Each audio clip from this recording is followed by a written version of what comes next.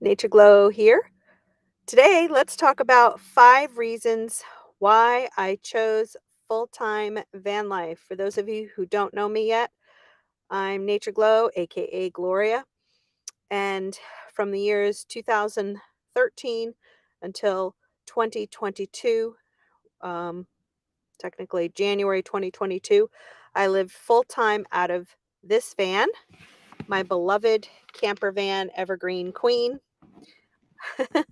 I'm not doing a tour today, but yes. And I lived with my dog, Rochelle Claire, who has since passed in 2021. So for most of my van life, I actually traveled alone with a dog. But today I want to talk about the 5 main reasons why I chose full time van life. So let's dive in with the first reason I did it was for freedom's sake. I, whew, I grew up I was actually adopted into a fairly strict Christian home, and I spent 24 years of my adult life in a very strict religious environment and religious communities. And I was just sick and tired of all that, to be honest. And I was ready to liberate myself. Um, I had lost a job teaching at private Christian school in 2010. Never looked back. Uh, don't want to work in private school again. In fact, I don't want to work in any school. I'm just totally a burnt out educator at this point in time. Other than supporting the unschool movement, if you don't know what that is, please do Google unschooling. It's incredibly awesome, and child self-directed education. So I was just ready to shed the societal norms and standards and find myself, find out who I was without that society telling me how I should live, how I should breathe, how I should think, how I should eat, etc., etc. And I say this with grand passion.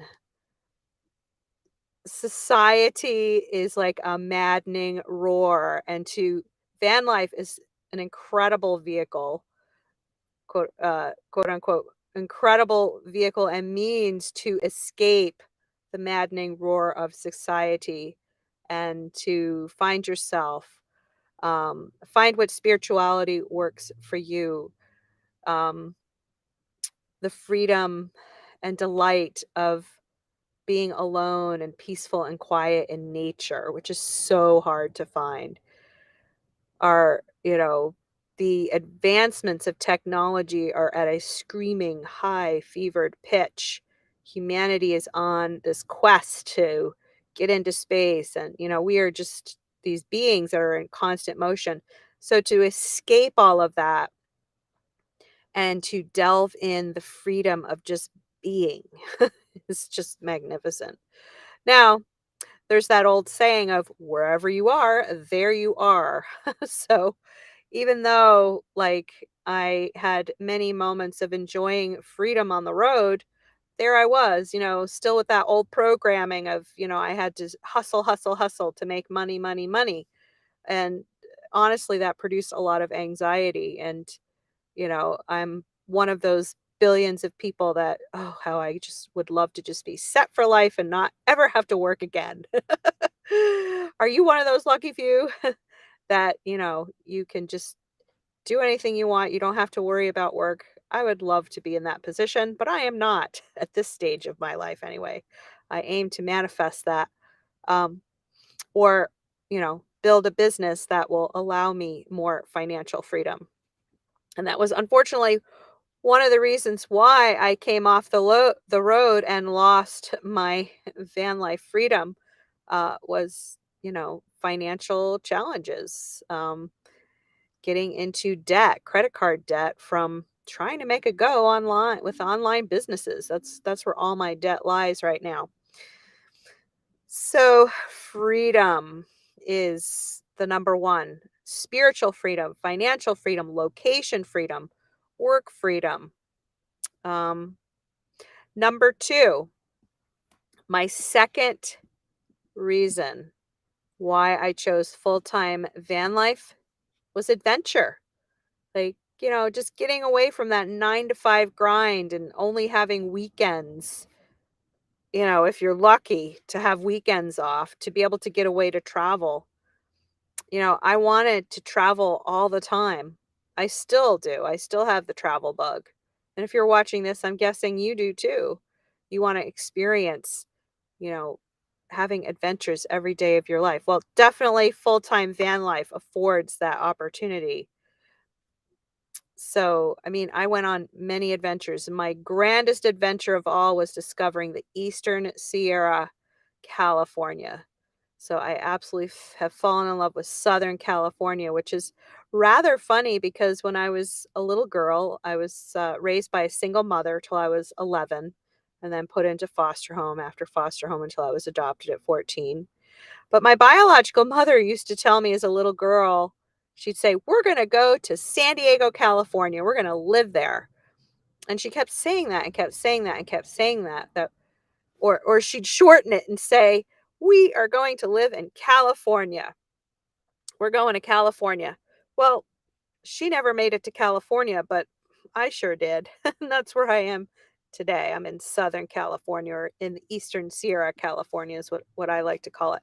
And I am still on this grand adventure of just being in love with the nature of the desert. So to me, that is great adventure. And that's what this channel is about, is sharing those adventures with you, the Southern California desert adventures that I experience frequently. And I'll be taking some trips in Evergreen Queen, some local trips here in Southern California to just show the incredible beauty here. Number three, nature. So nature is the third reason why I chose full-time van life. Nature connection.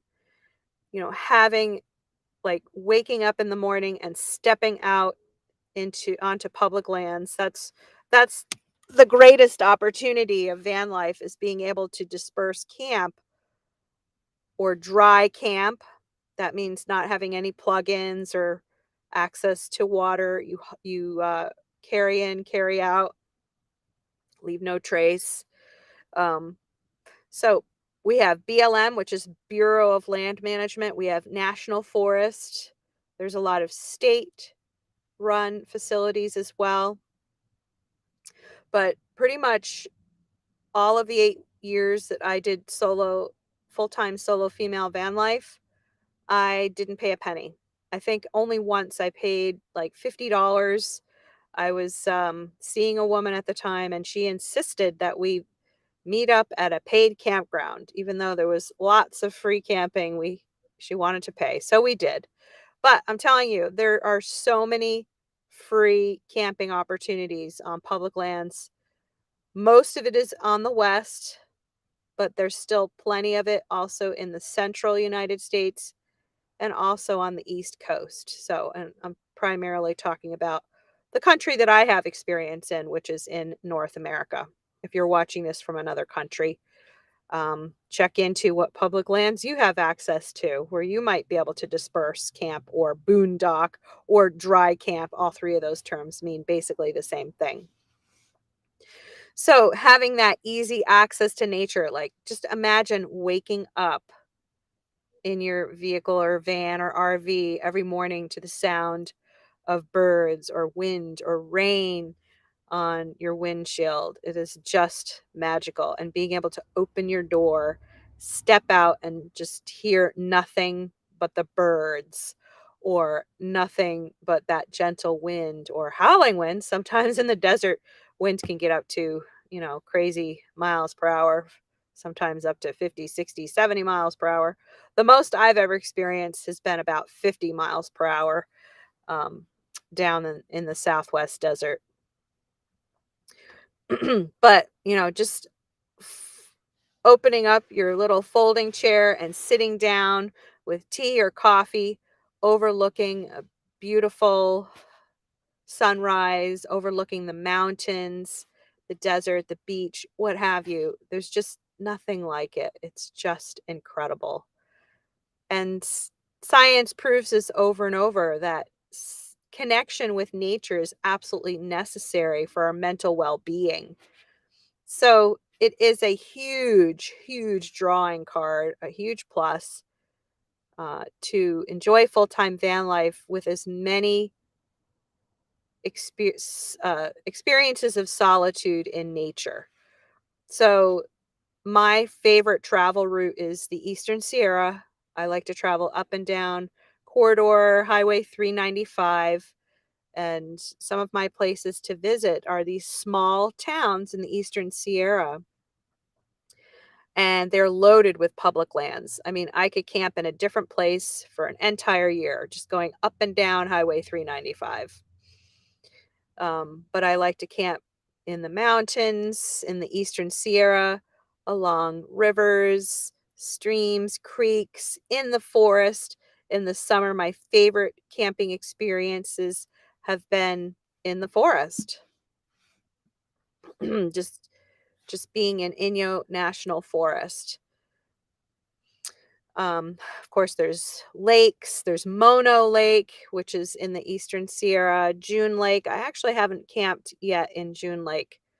I tend to go to places that are not really popular because I don't really like big crowds. And mainly the reason for that is because I work so hard online when I'm out doing full-time van life. So being around people can sometimes be distracting.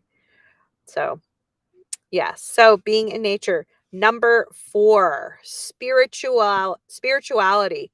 So the fourth reason why I chose full-time van life is for spiritual connection. And for me, over the years of full-time van life, I evolved this belief, this shedding of religion, and coming to terms with just being a spiritual being. And I've also adopted meditation. So I'm a non-religious spiritual being is how I classify my spirituality today. Um,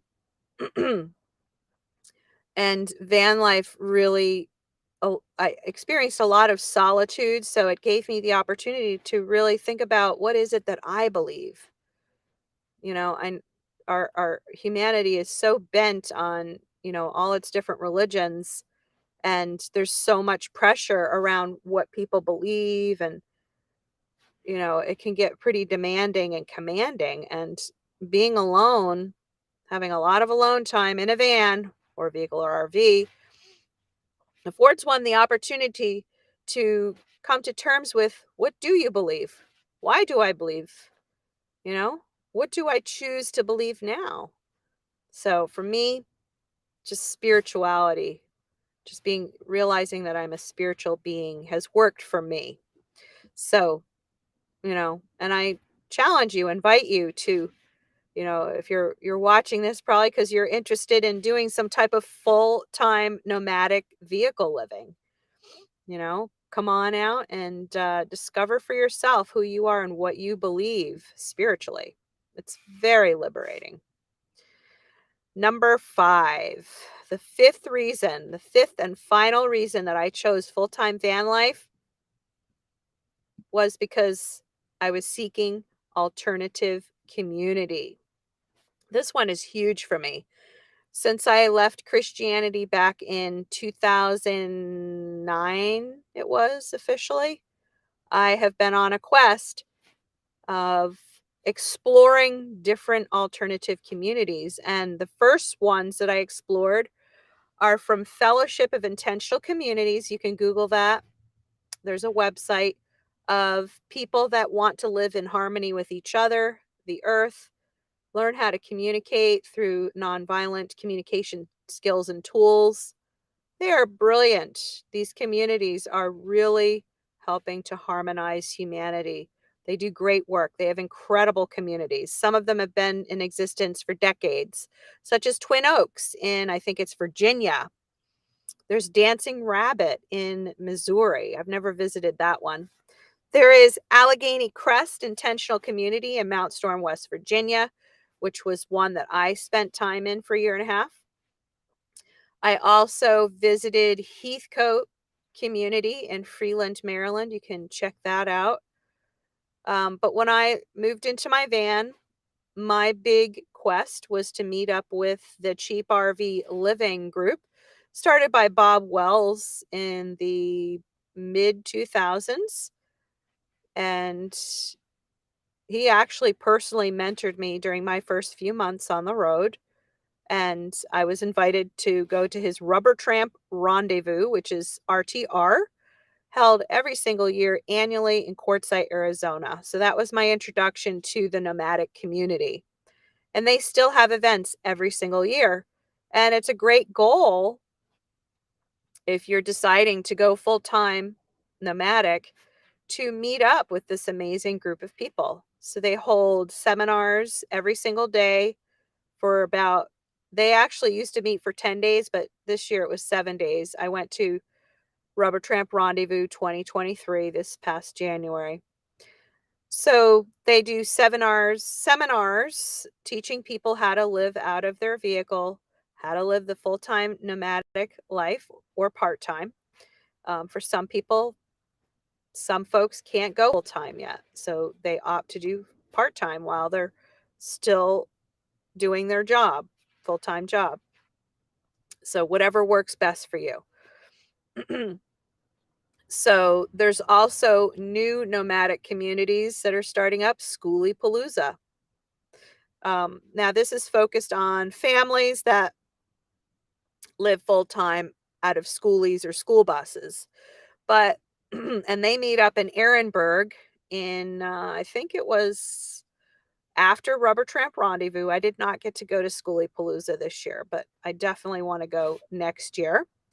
But they meet up, hundreds of thousands of them meet up in Ehrenberg, Arizona. So they do have a website. I know I should be leaving lots of links here in the description. I will do that.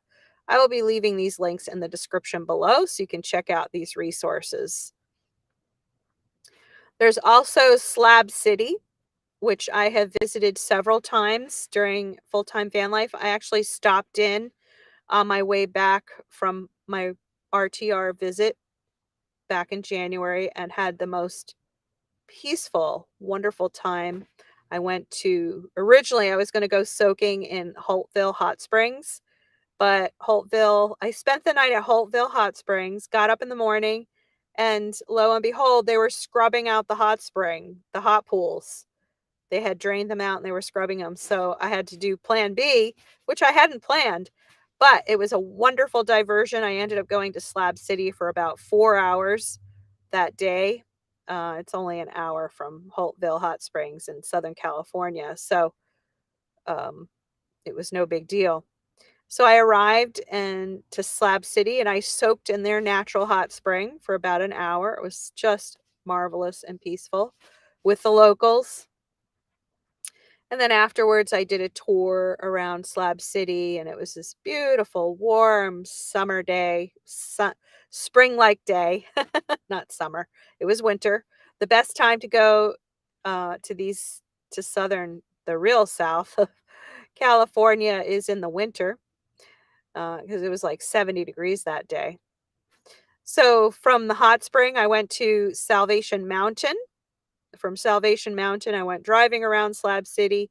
I had hoped to go to the Slab City Library, but it was closed to the public. And I was like, oh, I hope they'll open that up by the time I get back to Slab City.